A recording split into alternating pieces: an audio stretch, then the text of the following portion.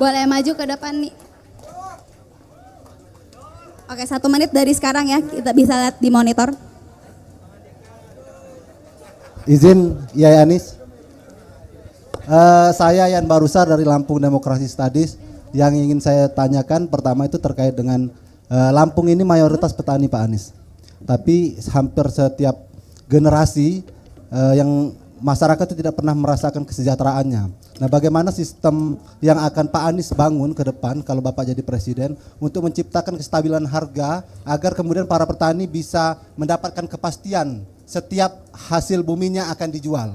Karena kan setiap hasil bumi naik atau tinggi maka kemudian harganya turun. Hukum ekonominya kan begitu. Kalau barangnya sedikit maka harganya naik. Nah, itu kan akibatnya setiap tahun pendapatan para petani kopi, padi, lada dan lain-lain itu sama saja. Jadi kesenjangan sosial itu tetap terus dirasakan oleh para petani khususnya di Lampung. Begitu Pak Anies. Terima kasih. Yan Barusal Pak. Panggilannya Cur. CUR.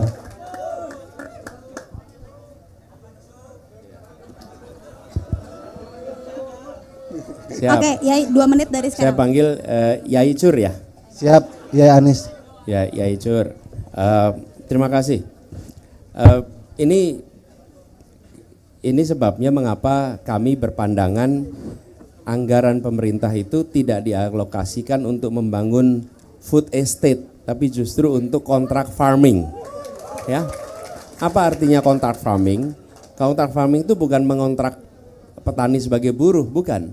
Tapi petani melalui Gapoktan atau melalui koperasinya itu menghasilkan produksi beras, gabah ya. Kemudian ada pembeli yang memiliki kontrak kerja selama tahun yang disepakati. Kami pernah mengerjakan itu, Yai Jur, di Jakarta. Jadi kami di Jakarta itu kan nggak punya sawah, tidak punya produksi beras. Jadi kami bekerja sama dengan Gapoktan, dengan koperasi, kerjasama kontrak 5 tahun, disepakati range harganya. Paling rendah berapa, paling tinggi berapa, selama 5 tahun. Nah, dengan adanya kontrak itu, petani itu menanam dengan rasa tenang. Karena dia tahu sudah akan ada pembeli. Dan kami di Jakarta tidak khawatir karena kami tahu kami akan dapat pasokan dengan harga yang range-nya sudah disepakati. Lalu bagi petani, adanya kontrak itu, dia bisa mendapatkan kredit untuk mekanisasi pertanian. Dan dia bisa ke bank BRI unit desa, kalau sampai perlu pinjam, punya kontrak tuh. Bahwa akan ada yang membeli dengan harga yang sudah disepakati. Jadi kontrak itu menenangkan petani, menenangkan juga bagi kami yang membeli. Nah, itulah yang disebut sebagai kontrak farming. Bila itu kita kerjakan di berbagai wilayah Indonesia, maka petaninya tenang, konsumennya juga tenang, harganya juga stabil, dan mata rantai yang panjang itu bisa dikurangi karena langsung. Oke, jadi itu ya, salah Anis, satu solusinya. waktunya habis, cukup ya? Cukup, nggak boleh ditanggapin lagi ya? Oke, salaman lu biar damai. Oke ya, biar karena banyak banget. Nanti kita sabar, kita ambil sisi kiri dulu ya teman-teman ya, seklik. Untuk disclaimer, Desak Anies ini memang ditujukan acara untuk anak milenial, tapi bukan buat nyari suara biar ngedukung Yai Anis. Makanya Yai, kalau Yai perhatiin di sebelah kiri ada yang pakai kaos Ganjar Pranowo Yai. Kita undang ke depan ya Yai, Mas bersedia nanya? Oke.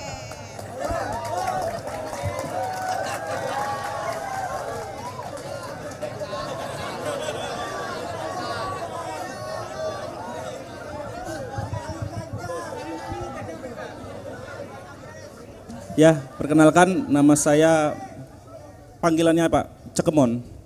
Mon. Langsung saja. Dari rakyat biasa aja Pak, rakyat jelata. Saya ingin bertanya, Bapak sering menyebutkan bahwa IKN akan dilanjutkan, akan dibatalkan atau itu menurut saya abu-abu Pak. Karena Bapak bilang nanti tunggu masalah dasarnya selesai dulu. Nah, Pak, di Lampung ini ada contoh konkret Pak, kota baru di sana 15 menit dari sini mangkrak. Buktinya proyeknya mangkrak, masalah dasarnya nggak selesai-selesai sampai hari ini. Nah, jadi menurut saya Bapak ini hanya cari aman saja, mengatakan IKN akan dilanjutkan tapi nanti. Kalau menurut saya tegas saja Pak, mau lanjut-lanjut enggak. Alasannya bahwa udah diundang-undangkan harus dilanjutkan, tapi kapan? Masalahnya kita nanti pasti ada masalah lagi. Masalah dasar di Indonesia pasti selalu ada. Jadi IKN itu kira-kira bakal dilanjutkan atau tidak Pak? Nah, yang kedua Pak, kita tahu semua paslon ingin menang satu putaran. Tapi apabila Pak Anies nanti gagal lanjut ke putaran kedua atau kalah langsung di putaran pertama, kira-kira bakal mendukung ke 02, 03 atau malah oposisi saja? Kira-kira aja Pak, pendapat pribadi. Kalau partai kita nggak tahu ya. Ya itu saja, terima kasih.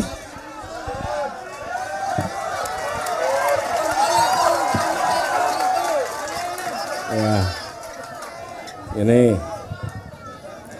saya tadi sebelum jangan. Kita harus menghormati pilihan, betul tidak? Iya. Bahkan menurut saya, Bung Mon ya panggilannya, Yai Mon ini adalah contoh seorang yang demokratis. Karena dia mau datang sebuah acara dan ketemu pasangan yang bukan yang dia dukung. Betul tidak? Nah, dan kita semua harus demokratis juga, menghormati. Inilah indahnya Indonesia, jangan dirusak ya. Ya, nah, saya mau sampaikan begini. Jadi, kenapa IKN itu sudah sebagai sebuah proyek sudah ditetapkan oleh undang-undang, oke? Bagi undang-undang. Nah, saya melihat pertanyaan paling mendasar, siapa yang akan menggunakan IKN itu? Yang akan menggunakan adalah aparatur negara. Aparatur negara. Dari mulai presiden sama pejabat-pejabat dan pekerja pemerintah pusat. Satu tempat itu. Oke? Ini sama seperti tadi saya coba cek tapi kok nggak ketemu datanya. Di Lampung misalnya, di Lampung nih. Ada kalau tidak salah 51% sekolah di Lampung itu statusnya rusak. Rusak berat nih. Sekarang kita punya uang. Uang ini mau kita pakai untuk apa? Memperbaiki sekolah 51% yang rusak berat nih. Atau mau dipakai untuk membuat gedung baru bagi dinas pendidikan. Begitu. Jadi bukan soal urusan dasar kita akan selesai. Tapi kalau ini bukan urusan dasar, ini problem. Problemnya apa? Sekolah rusak. Sekolah rusak tidak ada anggarannya.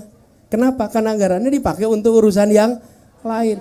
Pupuk, subsidi pupuk kita diturunkan kemarin. Nah sementara petani kita mengeluh soal pupuk. Lah kalau kita alokasikan anggarannya untuk membangun kantor, bagi siapa? Aparat negara. Aparat negara masih bisa bekerja dengan kantor yang sekarang, nggak ada dampaknya. Oke? Jadi saya menghormati keinginan untuk membangun ibu kota, nggak apa-apa. Oke? Tapi hari ini kita sedang butuh menyelesaikan problem nih. Kalau sekolah rusak itu berisiko.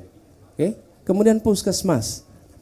Kalau tidak salah 40% dari kelurahan kita masih belum punya puskesmas. Jadi kita mau bangun mana? Mau bangun Kementerian Kesehatan yang bagus di Nusantara atau mau bangun puskesmas di seluruh Indonesia? Itu persoalannya Bung Mon. Jadi ini menjadi persoalan yang sudah jadi politis. Kalau politis apa? Pokoknya kalau saya mendukung si A, maka programnya saya harus dukung. Menurut saya harus objektif. Harus objektif. Objektif itu artinya apa? Kita menyatakan baik dan tidak berdasarkan penilaian objektif, bukan berdasarkan afiliasi politik. Jadi inilah sebabnya kenapa kita mendorong objektivitas, gitu ya. Dan yang kedua tadi soal saya tidak pernah berencana untuk menang satu putaran. Oke, kami memang selalu berencana untuk 2 putaran. Dan insya Allah kita masuk ke putaran kedua. Jadi memang betul kami nggak pernah. Saya coba cek. Saya selalu mengatakan bahwa yang penting masuk putaran kedua.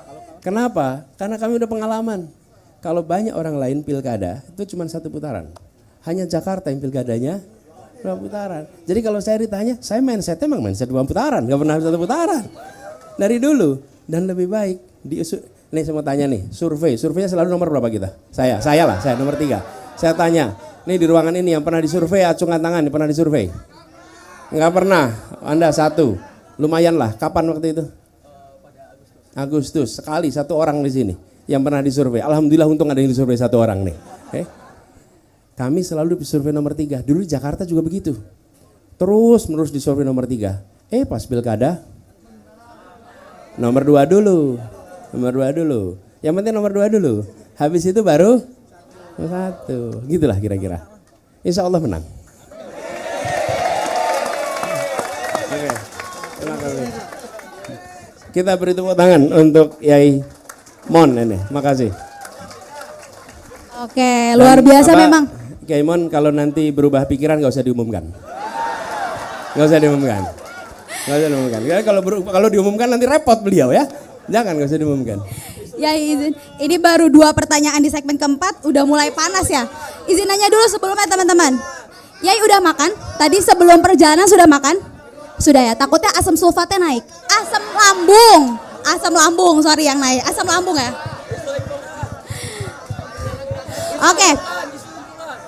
Oke, dari tadi kayak udah ya Rosana. Aku mau ke depan nih.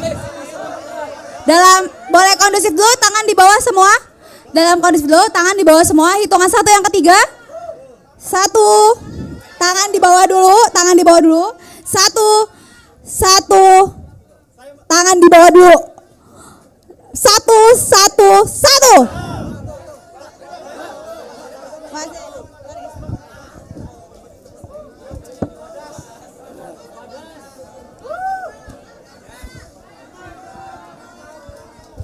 Selamat sore, Mas Anies. Yai Anies.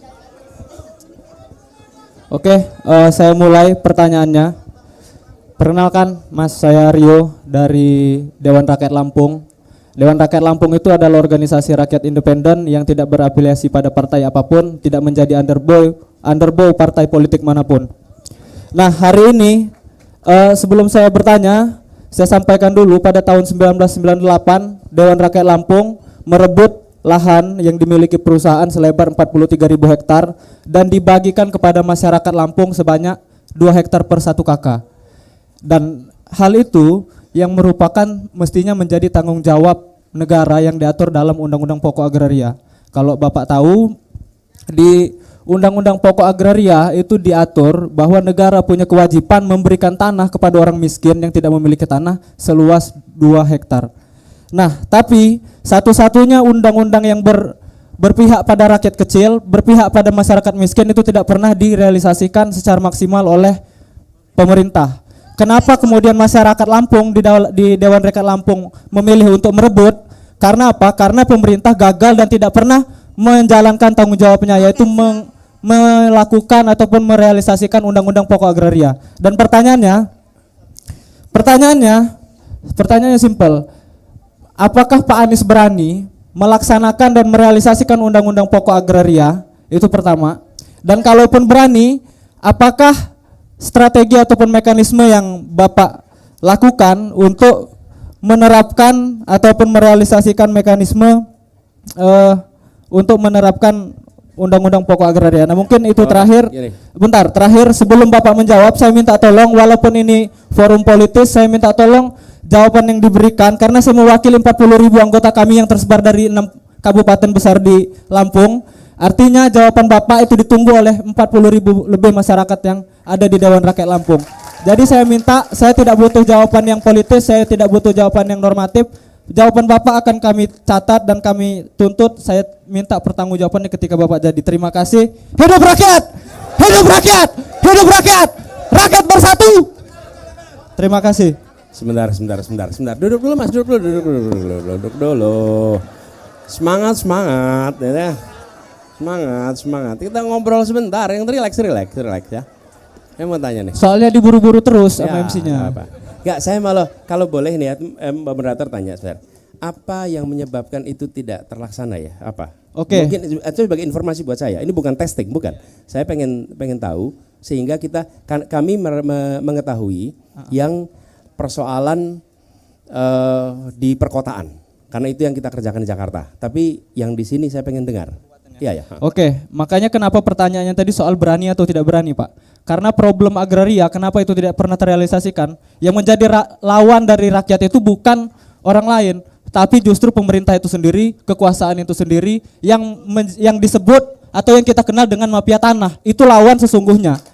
Kenapa undang-undang pokok agraria itu tidak pernah terrealisasikan? Karena politik ataupun pemerintahan itu sudah dikuasai oleh mafia tanah, oleh oligarki. Nah, pertanyaannya, hari ini kita semua tahu bahwa di republik kita bukan rahasia umum lagi, sudah menjadi rahasia umum bahwa pemerintah kita itu lebih tunduk pada orang yang punya uang, lebih tunduk pada orang-orang yang memiliki modal. Nah, ini yang menjadi lawan berat. Artinya kalau Bapak berani menerapkan undang-undang pokok agraria, Bapak bertentangan dengan pengusaha-pengusaha seperti Tommy Winata dan kawan-kawan.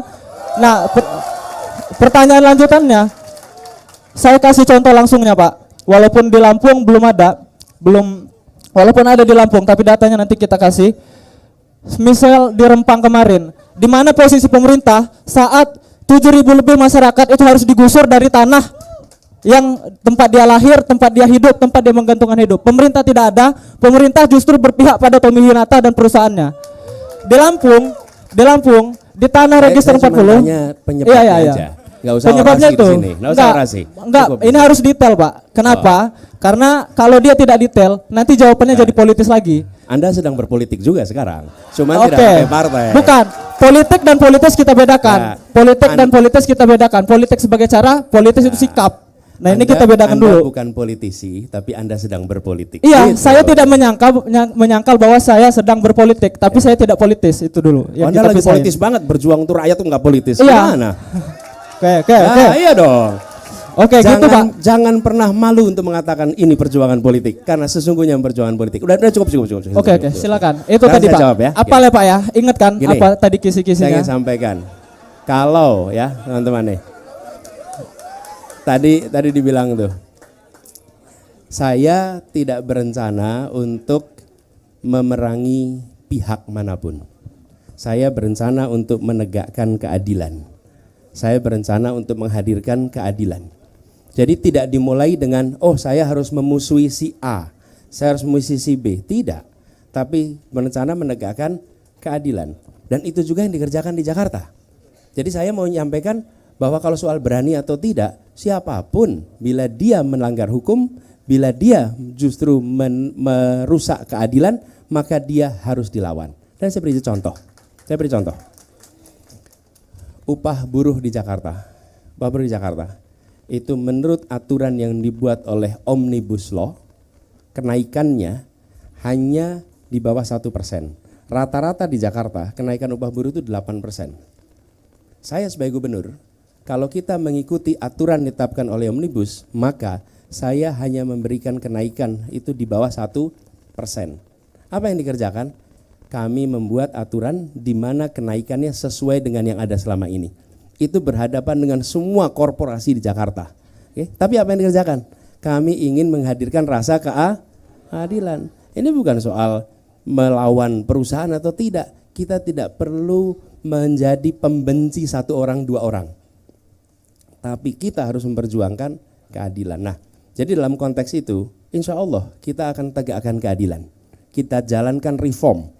Dan kami melakukan di Jakarta dengan gugus tugas, kita membentuk gugus tugas untuk reformasi agraria. Dan yang diundang siapa?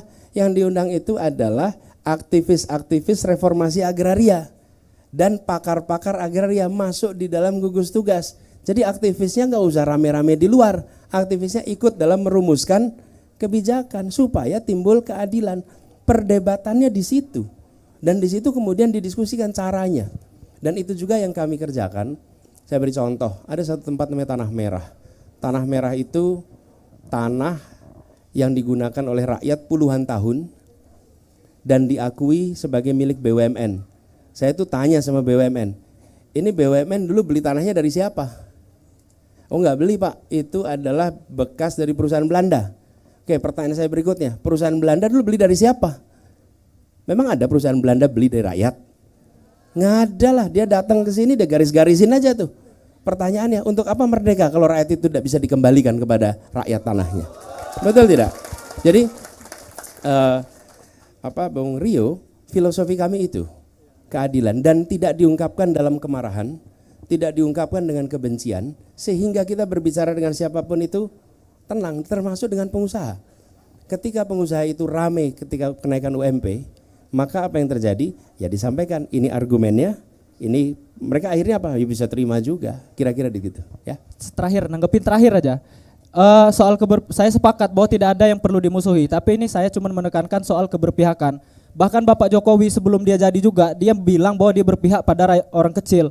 Bahwa pemerintah sebelumnya juga bicara mereka mau menegakkan keadilan. Nah, saya mau menegaskan, Pak, menegakkan keadilan dengan merampas tanah rakyat itu adalah cara yang salah dan itu dilakukan bertahun-tahun oleh pemerintahan kita. Nah, itu yang mau saya tegaskan. Kenapa dia pertanyaannya berani atau tidak berani? Bapak, makanya saya tuntut dengan tegas, Bapak berani atau tidak? Lawan yang sudah saya kasih tahu, ini soal keberpihakan, Pak. Bapak berpihak pada rakyat kecil yang tidak punya tanah, pada kami-kami yang hidup sebagai petani, atau justru sama pihak korporat? Karena selama ini pemerintahan kita tidak pernah berpihak sama masyarakat kecil, Pak. Padahal saat masa kampanye, saat masa-masa menjelang pilpres, mereka bilang kami berpihak pada masyarakat kecil. Kami ini melakukan merampas ataupun menggusur Rempang itu untuk keadilan. Katanya mereka kayak gitu, sama aja. Ya, oke. Sekarang saya jawab ya. Mic-nya dikembaliin gak apa-apa. Gini, saya jawab. Ketika saya berjanji kepada warga, waktu itu saya menandatangani kontrak dengan warga. Kontrak itu saya tuntaskan.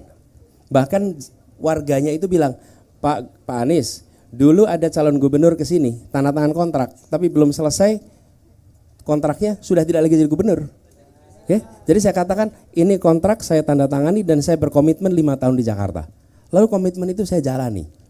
Jadi jangan menilai saya berdasarkan perilaku orang lain. Okay? Jangan. Anda menilai saya berdasarkan perilaku saya.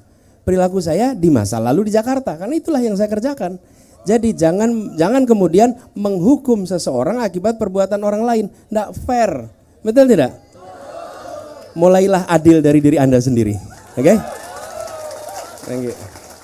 Oke. Terima kasih ya Mas ya.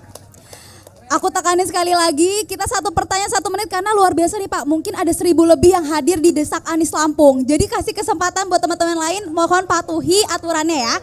Sekarang biar kita balance dari tadi, kiai-kiainya aja yang keluar. Aku mau atu-atunya nih, mana nih atu-atunya, keluarin gadingnya dong, oke? Dalam hitungan 1 yang ketiga ya. Atu-atu, mohon atu-atu. 1. Ini kayaknya atu yang pakai baju pink ceria sini. Silakan desak Pak Anies terus sampai kurus, oke? 1 menit 1 pertanyaan ya Kak ya, atu ya. Oke, langsung.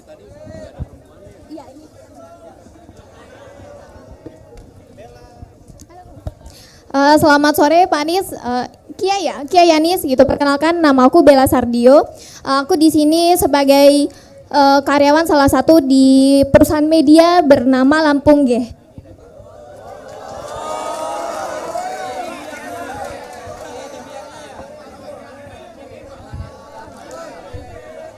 Oke, saya lanjut ya Yai. Ada apa dengan Lampung deh? Media. Ya, salah satu media di Lampung. Oke, siap. Yuk, terusin. Kalau tadi disinggung untuk membangun sekolah, yang uang-uang tadi untuk pembangunan IKN, mending kita untuk bangun sekolah. Di sini saya mau singgung ke soal kepala sekolah hingga guru tak sedikit merasa terteror dengan urusan dana BOS dan lain-lain. Baik, apakah tenaga pendidik tersebut bersalah atau tidak? Jadi kalau di sini mungkin juga di provinsi yang lain, kalau di kampung itu mau guru salah dalam penggunaan dana BOS atau dana-dana dari pemerintah, tetap merasa takut ya. Kemudian nih, kalau menurut saya harusnya mereka tetap fokus untuk bagaimana mendidik anak-anak nih. Karena dari mereka SD, SMP, SMA itu adalah bekal-bekal untuk melanjutkan pendidikan di ini. Oh langsung ya. Oh sedikit, saya di sini untuk menantang Pak Anies apabila jadi presiden, bisakah untuk mengecek mekanisme dana pendidikan hingga ke kampung halaman? Silahkan cek dana BOS yang diturunkan ke pemerintah hingga guru-guru di bawah. Apakah ada potongan hingga guru-guru di bawah itu sampai bingung. Ini apa yang mau dibangun? Katanya suruh bangun sekolah, tapi untuk bangun WC aja nggak cukup uangnya. Silahkan saya tantang kalau Pak Anies jadi presiden untuk cek langsung ke kampung-kampung halaman. Terima kasih. Ya, ini yang dikatakan Bella ini benar sekali. Dulu ketika kami mengirimkan guru-guru untuk menjadi pengajar muda, itu ketika kita datang ke sebuah kabupaten, saya kan bukan pejabat, saya aktivis NGO. Itu ketika datang banyak pemerintah daerah yang menolak. Kenapa? Mereka bilang mana ada orang-orang terbaik mau jadi guru di tempat kami, Pak. Kenapa mereka menolak? Mereka mengira kami ini auditor dana BOS. Jadi dikiranya anak-anak itu dikirim untuk menjadi auditor dana BOS karena dana BOS-nya sering bermasalah. Nah, ini bukan hanya dana BOS, tapi juga ada banyak transfer dana langsung ke bawah ya, ke tingkat ujung, apakah sekolah, apakah desa, yang di situ bisa dilakukan digitalisasi sehingga mengurangi potensi pemangkasan sepanjang jalan. Kemudian yang kedua adalah smart planning, di mana pemanfaatannya itu bisa disesuaikan dengan kebutuhannya. Jangan pemanfaatannya sudah ditentukan dulu oleh pusat. Kalau dengan pusat, di lapangan kenyataan yang dibutuhkan beda dengan pusat. Dana desa juga sama seperti itu. Jadi pengalaman kami mengelola ketika kami di Jakarta dengan digitalisasi itu memudahkan sekali. Pada pelaporannya juga memudahkan, dan pada pemanfaatannya dengan smart planning itu bisa dikerjakan. Lalu tentang otomatis pengawasan embedded di situ, otomatis jadi satu. Gitu ya, Bella, makasih.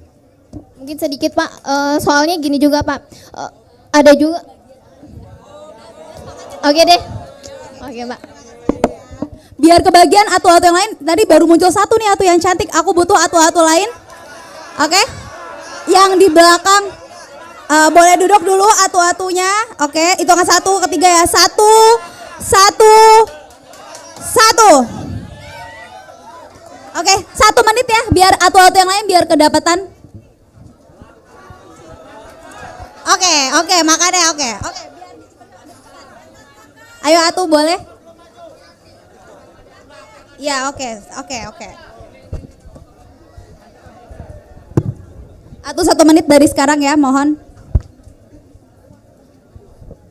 Assalamualaikum warahmatullahi wabarakatuh. Hidup mahasiswa! Hidup mahasiswa! Hidup perempuan melawan! Hidup perempuan melawan!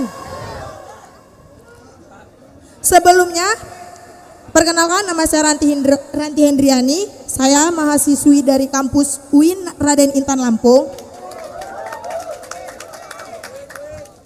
Ingin sedikit melontarkan pertanyaan yang menurut saya pantas untuk Bapak jawab dengan tegas dan lantang. Bila Bapak adalah sebuah pemimpin, Bapak sudah tahu sendiri, tanpa saya jelaskan lagi, masalah mengambil uang itu adalah haram dan melawan hukum.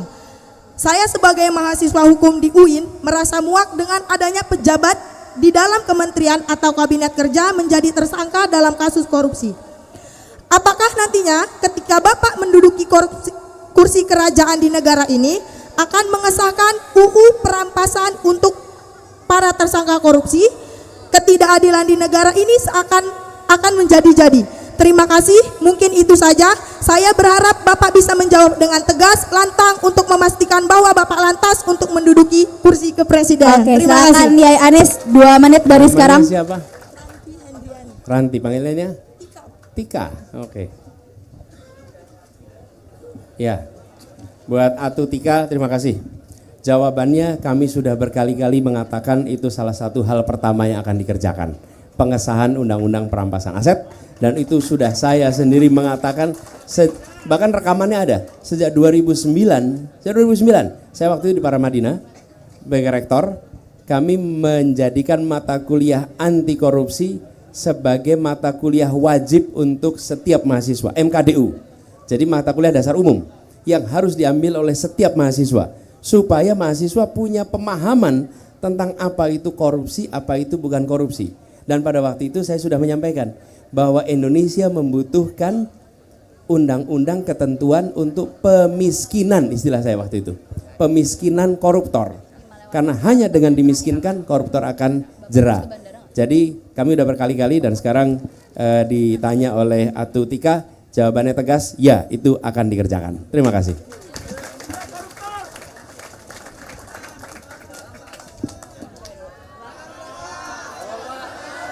Oke. Tetap kita di belakang, nanti terabaikan ya, kita harus mengedepankan adil dan makmur. Atu-atu di belakang, tangannya di bawah dulu, kita cepat 1 menit dari sekarang ya. Oke. Hitungan 1 ke 3, untuk kaum milenial, atu-atu silahkan ya. 1, turun dulu tangannya di bawah, 1, 1. Silakan Mbak yang atu yang pakai baju hitam. 1 menit ya Atu ya, tolong 1 menit, silakan maju. Oke, terima kasih banyak Pak. Duduk sama Bapak. Oke. Terima kasih banyak Pak atas kesempatannya. Perkenalkan, saya Huriah Aina Mardiah dari Fakultas Hukum Universitas Lampung. Gitu. Panggilannya Aina Pak. Aina. Iya. Oke, baik. Di sini kita semua sangat memahami bahwa Pak Anies adalah seorang yang sangat menggeluti dunia pendidikan, Pak. Dan kita mengetahui bahwa hari ini komersialisasi pendidikan tinggi dan korupsi di sektor pendidikan itu sangat merambah dimanapun, termasuk Unila sendiri, gitu, termasuk di wilayah Lampung. Gitu. Pertanyaan saya adalah bagaimana Bapak dapat mengentaskan korupsi di sektor pendidikan yang pertama, dan kedua adalah bagaimana pendapat Bapak tentang aturan bahwa pemilihan rektor itu ada 35% suara menteri dalam pemilihan rektor, yang sehingga menurut kami Pak bahwa itu adalah cikal bakal masuknya oligarki di perguruan tinggi dan politisasi politik praktis yang masuk di perguruan tinggi hari ini. Mungkin segitu Pak. Terima kasih banyak. Oke, silakan Yai Anies ditanggapi 2 menit. Ya. Ketika bicara tentang institusi yang di situ ada praktek korupsi, maka nomor 1 melihat apa dari sistem, institusi, aturan yang memberikan ruang bagi praktek korupsi. Perbaiki itu. Yang kedua, masukkan kriteria integritas sebagai kriteria utama di dalam seleksi kepemimpinan. Dan integritas ini adalah sesuatu yang bisa dinilai, bisa diassess. Ada rekam jejaknya. Kemudian yang ketiga adalah monitoring dengan menggunakan teknologi terkini di dalam pelaksanaan kegiatan di dalam institusi ini, termasuk institusi pendidikan. Itu yang pertanyaan pertama. Yang kedua tentang hak suara ya. 35%. Begini, kampus itu harus dikembalikan sebagai sebuah tempat ada kebebasan mimbar akademik. Dosen, kemudian mahasiswa itu diberikan kebebasan untuk mengatakan apa saja, mengungkapkan pikirannya, yang semuanya mendasarkan kepada ilmu pengetahuan. Dan itu harus dijaga. Salah satu menjaganya adalah ketika mereka menentukan kepemimpinannya, maka yang menentukan ya kampus sendiri, bukan pemerintah yang menentukan kepemimpinannya. Biarkan kampus. Yang harus dijaga adalah di kampus itu proses politiknya harus sehat. Jangan sampai di kampus proses politiknya tidak sehat, nggak sehat. Terus minta tolong ke pusat. Berantemnya di kampus, kompetisinya, tapi minta tolongnya ke pusat, pakai tangan pusat. Dan pusat juga nggak usah dipakai tuh tangannya untuk ikut-ikut intervensi urusan politik kampus. Nah, di dalam kampus itu menurut kami harus jaga kebebasan akademiknya, mimbar akademik. Yang kedua, di dalam menentukan kepemimpinan, gunakan kriteria yang jelas. Kompetisi tanpa kriteria, kalau di kampus, itu akan merugikan. Dan harus diingat, pejabat di kampus itu sifatnya rotasional. Rotasional itu artinya apa? setelah selesai jadi rektor dia jadi dosen biasa. Jadi itu bukan tangga, itu rotasi. Karena sifatnya rotasi, dorong kompetensi, ada meritokrasi, dan tidak perlu ada intervensi dari pemerintah pusat. Oke, terima kasih. Karena keterbatasan waktu, kita pilih satu pertanyaan terakhir ya. Tangan di bawah dulu, mohon kondusif, tangan di bawah. Tepuk tangan buat yang puas, merasa puas dengan kinerja pemerintah Lampung. Tepuk tangan yang merasa tidak puas dengan kinerja pemerintah Lampung. Oke, aku akan pilih satu pertanyaan terakhir ya. Mungkin yang di belakang. Yang di belakang. Oke, hitungan satu. Mas yang paling pojok belakang silakan ya Kiai. Oke, tapi 1 menit ya. 1 menit. Mohon 1 menit, iya. Yuk, dipercepat. Lari, ay. Cepat, ay. Oke, silakan.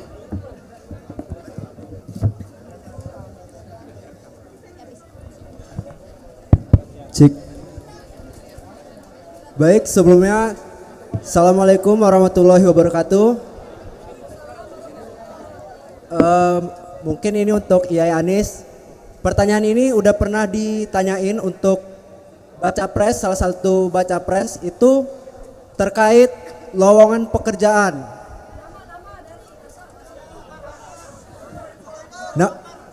Nama saya Ardi Baskara, saya dari Universitas Lampung. Pertanyaan saya kemarin itu sempat ada salah satu baca pres ditanya terkait lowongan pekerjaan. Terus dia ngasih jawaban cari aja, buat aja jadi wirausaha aja gitu. Itu gimana gitu karena kita ini mahasiswa yang bakal 5 tahun lagi akan mencari kerja. Jadi di sini saya bukan mau ngajak untuk mendukung Iai Anies tapi lebih rasional dalam memilih pemimpin presiden Republik Indonesia untuk tahun 2024 sampai 2029. Jadi menurut Iai Anies gimana ini untuk mahasiswa mencari pekerjaan setelah lulus kuliah gitu. Terima kasih. Boleh ditanggapi 2 menit ya. Gini, menurut saya kita pemerintah harus mendorong pertumbuhan industri yang padat karya. Selama ini investasi di Indonesia meningkat drastis.